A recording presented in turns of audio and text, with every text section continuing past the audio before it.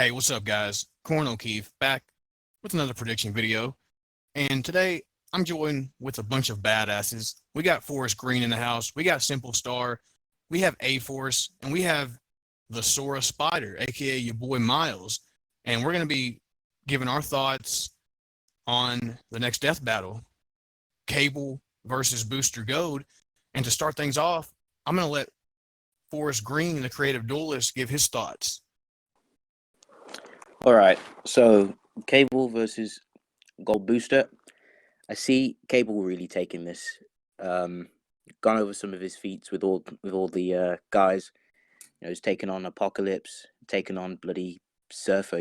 When he's unrestricted, Cable, and I see Cable absolutely murdering Gold Booster. Gold Booster has a lot of impressive gadgets. Again, pretty much making doomsday throws and all that good stuff, and all his equipment can rival the stronger superheroes through DC. But he himself doesn't really have any great feats in terms of durability. So again, he's got rodded by Batman and street tier characters, whereas Cable has mollywopped and bullied street tier characters of his own in Marvel. So, and of course with his own gadgets and such. So I really see Cable taking it more times and more often than not. So I've got to give this to Cable. That's fair. That's fair. Up next, we'll let your boy Miles talk. Once you give your thoughts, Sora Spider. Oh, is it my turn? Okay, let's go. So yeah, I'm gonna have to say, well, yeah, I'm going with Cable as well, because unlike Booster Gold, Cable actually can hold his own against other street tiers, like Forrest has said. A lot of this is going to be me repeating what he said, because I do agree with a lot of that. But one thing I'd like to bring up is that the whole gadgets argument for Booster Gold, it's like the whole Batman vs Spider-Man thing. One has powers, one has gadgets. You can't exactly outdo superhuman powers and all that with just gadgets alone. If you don't exactly have a way around to get the superhuman powers that the guy has, like how Cable is pretty much bodied Deadpool and other characters before. I'll sound like I'm rambling, but that was my main argument. So, who's next? I'll go ahead and let Simple Star go next, and that'd be cool. And A-Force can go right after Simple Star. So, Simple, what are your thoughts? Like at first I was thinking Booster Gold because of like the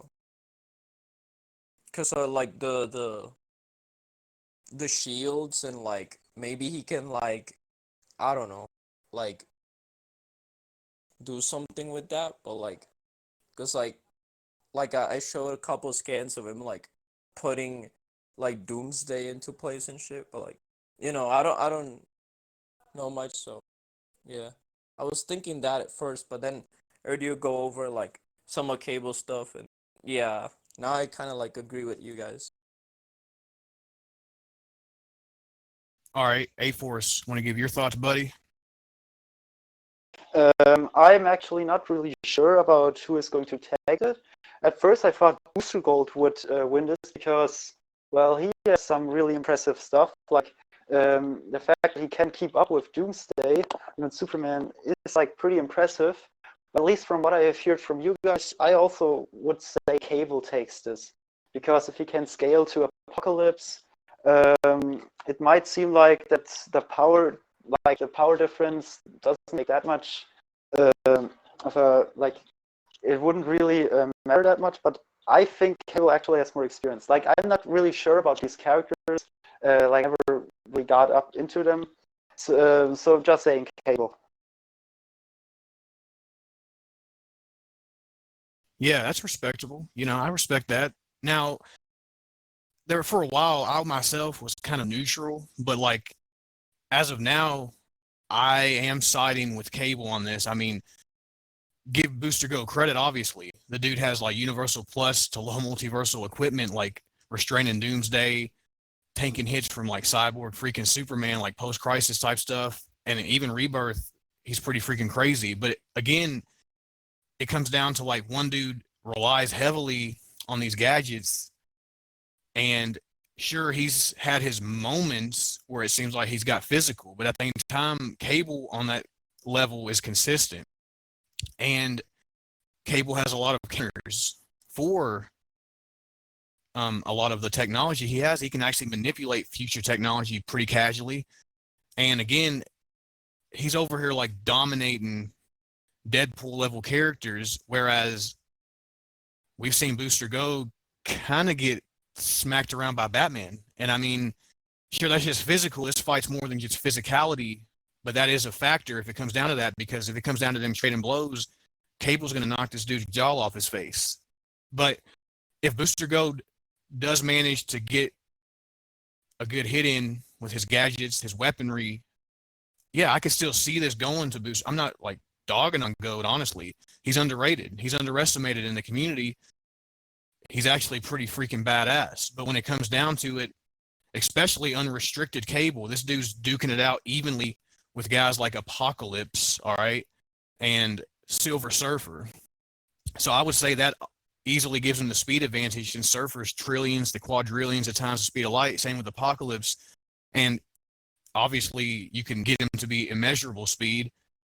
You know, Booster Gold, his physical speed is relativistic, maybe FTL, but consistently that's nothing compared to unrestricted Cable. And even restricted Cable is keeping up with characters who have FTL speeds like Marvel Street Tiers.